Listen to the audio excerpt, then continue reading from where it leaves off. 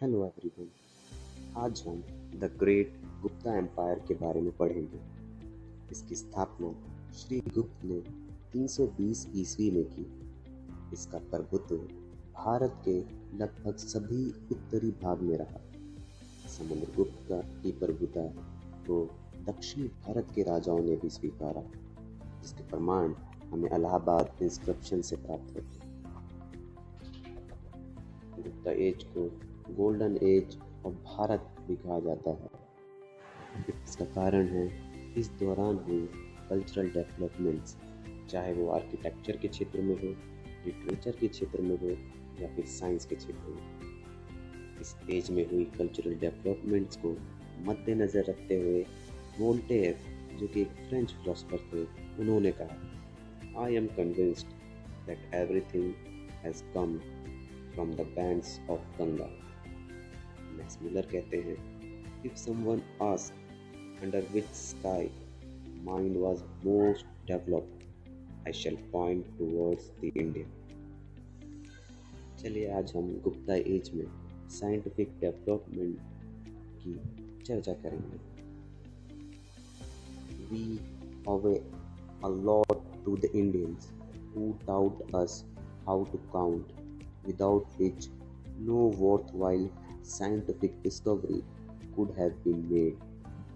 Einstein ने कहा कि हम इंडियंस के लिए बहुत आभारी हैं, क्योंकि वो इंडियन ही थे जिन्होंने हमें गिनती गिनना सिखाया, जिसके बिना कोई भी साइंटिफिक डिस्कवरी पॉसिबल नहीं हो पाती।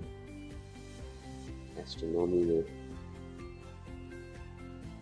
प्राचीन भारत में कई साइंटिफिक डेवलपमेंट्स हुई। एस्ट्रोनॉमी का मतलब है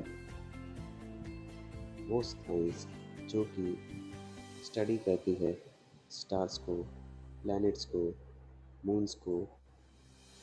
आर्यभट्ट वो पहले एस्ट्रोनॉमर थे जिन्होंने एक्लिप्सिस के बारे में साइंटिफिक एक्सप्लेनेशन दी।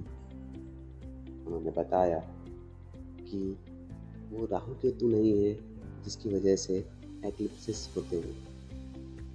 मैं आपको बता दूं कि एक्लिप्सिस दो तरह के होते हैं। एक सोलर एक्लिप्स, जिसमें सन और अर्थ के बीच में मून आ जाता है, और दूसरा लूनर एक्लिप्स, जिसमें सन और मून के बीच में अर्थ आ जाता है। आर्यभट्ट वो पहले वैज्ञानिक थे जिन्होंने ये डिस्कवर किया कि अर्थ जो है वो अपनी ही एक्सिस पर रोटेट करती है। उन्होंने प्लैनेट्स का के ऑर्बिट करने का भी बिल्कुल सटीक इक्वेशन दिया। उन्होंने बिल्कुल सही अंदाज़ा लगाया कि एक ईयर का टोटल लेंथ कितना होता है, जो कि उन्होंने बताया 365.25 डेज। ब्रह्मगुप्त ने ब्रह्मपुत्र सिद्धांता लिखी। यह किताब डिस्कस करती है एस्ट्रोनॉमिकल इंस्ट्रूमेंट्स के बारे में। इस किताब में स्वयंवरा का भी वर्णन है, जो कि खुद से ही चलने वाले व्हीकल्स होते थे। मैथमेटिक्स में भी बहुत साइंटिफिक डेवलपमेंट्स हुए।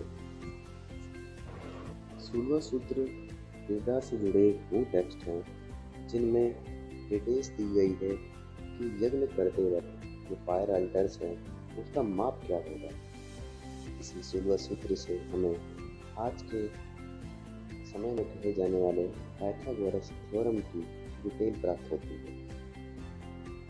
अरब राइटर्स जैसे कि इब्न वर्शिया, अल मसूदी और अल बरूनी जैसे राइटर्स से हमें ये मालूम चलता है कि वो इंडियंस ही थे जिन्होंने दुनिया को नंबर और डेसिमल सिस्टम दिए। ज़ीरो का आविष्कार भी इंडिया में ही हुआ।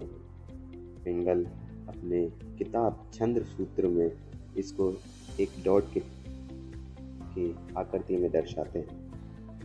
आर्यभट्ट ने स्क्वायर रूट और क्यूब रूट को निकालने का मेथड हमें दिया अपनी आर्यभट्टीय किताब में।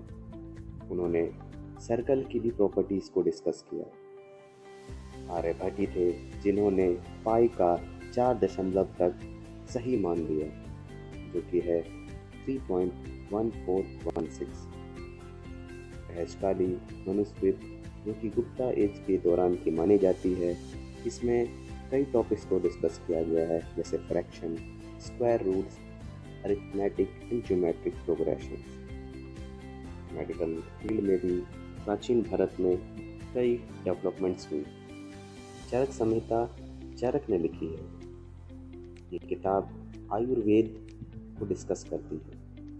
इसमें कई इम्पोर्टेंट टॉपिक्स पे बात किया गया है, जैसे डाइजेशन, मेटाबॉलिज्म और इम्यून सिस्टम। चरक अपनी किताब में बीमारियों से बचाव की ओर बहुत ज़्यादा जोर देते हैं। जेनेटिक्स का भी मेंशन चरक संहिता में किया गया।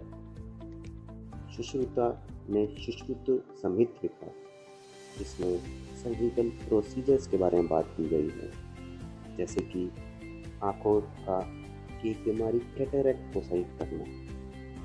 इसमें ब्लैडर में स्टोन्स को काटने के बारे में भी डिटेल दी गई है।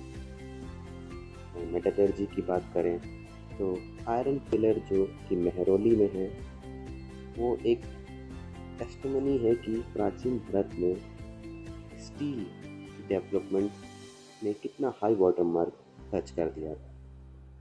यहीं में हमारी क्लास ख़त्म होती है।